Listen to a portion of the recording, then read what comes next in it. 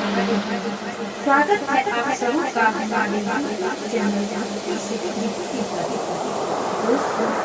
अब हम आपको सतशिला एकादशी के बारे में विस्तार पूर्वक बताने जा रहे हैं। दोस्तों, फरवरी के महीने में पड़ने वाली पहली एकादशी को सतशिला एकादशी कहते हैं। सतशिला एकादशी माघ माह में कृष्ण पक्ष की एकादशी तिथि को मनाई जाती है। पंचांग के अनुसार यह पर्व 6 फरवरी को पड़ रहा है। उस दिन मंगलवार को पूरे विधि विधान से भगवान विष्णु एवं माता लक्ष्मी की पूजा अर्चना की जाएगी। श्री हरि को प्रसन्न करने के लिए यह दिन बहुत खास और महत्वपूर्ण माना जाता है। मान्यताओं के अनुसार सतशिला एकादशी का व्रत रखने से जातक की सभी मनोकामनाएं पूर्ण हो जाती है।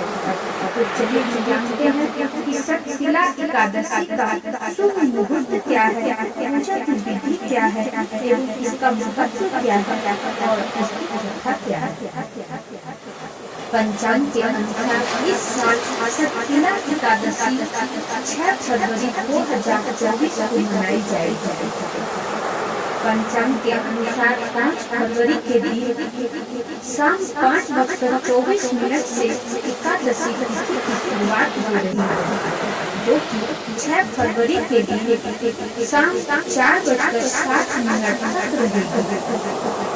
एकादशी तिथि का प्रारंभ 5 फरवरी 2024 शाम 5:24 से हो रही है और इसकी समाप्ति 6 फरवरी को 4:07 शाम में समाप्त हो रही है। व्रत का पालन का समय है 6:49 से लेकर सुबह 9:01 7 फरवरी के और पारण के दिन द्वादशी समाप्त होने का समय है 7 फरवरी को शाम 2:02।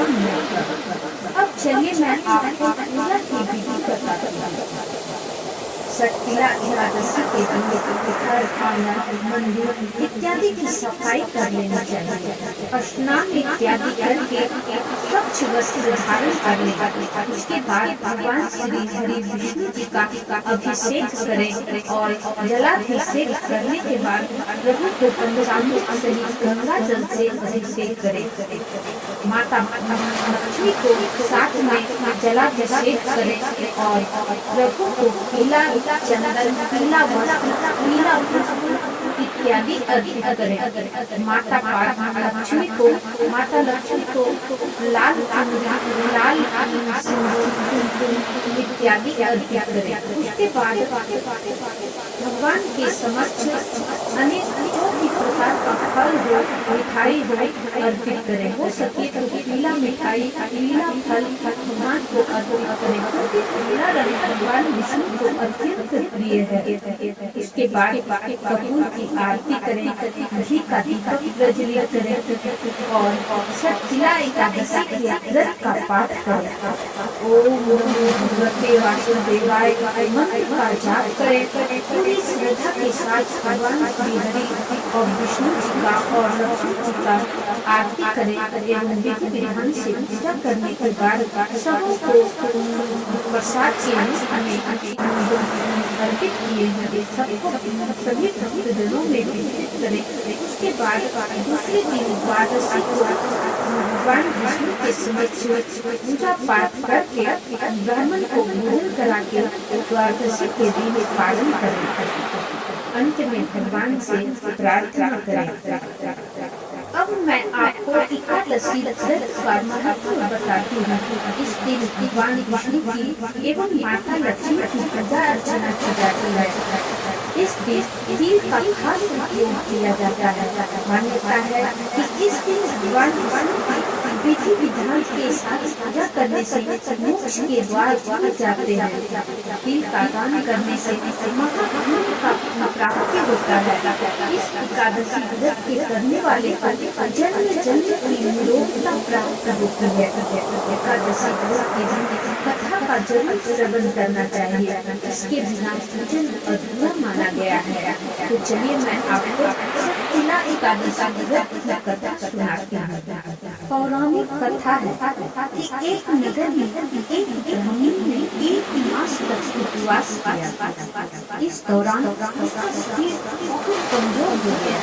ब्राह्मण ने व्रत पूर्ण किया, लेकिन उसने कभी भी देवताओं तथा ब्राह्मणों के लिए अन्न इत्यादि का दान नहीं किया। ब्राह्मण ने उपवास आदि से अपना शरीर तो पवित्र कर लिया, लेकिन उसने कभी अन्न दान नहीं किया। अन्न के बिना जीव की तृप्ति होना कठिन होता है। एक बार की बात है कि श्री हरि नारायण अपने भक्त ब्राह्मण की परीक्षा लेने भिक्षुक का भेष बनाकर कुटिया में पहुंचे। ब्राह्मण ने श्री हरि के भेष में साधु को भिक्षा में एक मिट्टी का पिंड दे दिया। कुछ समय व्यतीत होने के बाद वो ब्राह्मण शरीर त्याग कर स्वर्ग को प्राप्त हुआ। अपने जीवन काल में पूजा पाठ मिट्टी के पिंड के प्रभाव से उसे स्वर्ग में एक आम वृक्ष सहित घर मिला। लेकिन उसने उस घर में अन्य वस्तुओं से खाली पाया। वहाँ अन्न भी नहीं था। और ब्राह्मण ने विष्णु से पूछा कि मैंने अनेक व्रत किया, आपका भोजन किया, किंतु फिर भी मेरा घर वस्तुओं से रिक्त है, खाली है, इसका क्या कारण है? तब श्री हरि ने कहा कि तुम्हें देव स्त्रियां देंगी। इसका जवाब तुम्हें देव स्त्रियां देंगी। इसके बाद देव स्त्रियों ने ब्राह्मण को सतशिला एकादशी का महत्व बताया। उस ब्राह्मण ने भी देव स्त्रियों के कहे अनुसार सतशिला एकादशी का उपवास किया और उसके प्रभाव से उसका घर धन से भर गया। तब से सतशिला एकादशी व्रत किया जाने लगा। शास्त्रों में भी वर्णित है कि बिना दान किए कोई भी धार्मिक कार्य संपन्न नहीं होता है। मनुष्य जो और जैसा जैसा कर्म करता है, शरीर त्यागने के बाद उसे फल भी वैसा ही प्राप्त होता है। तो प्रेम से बोलिए ओम नमो भगवते वासुदेवाय नमः।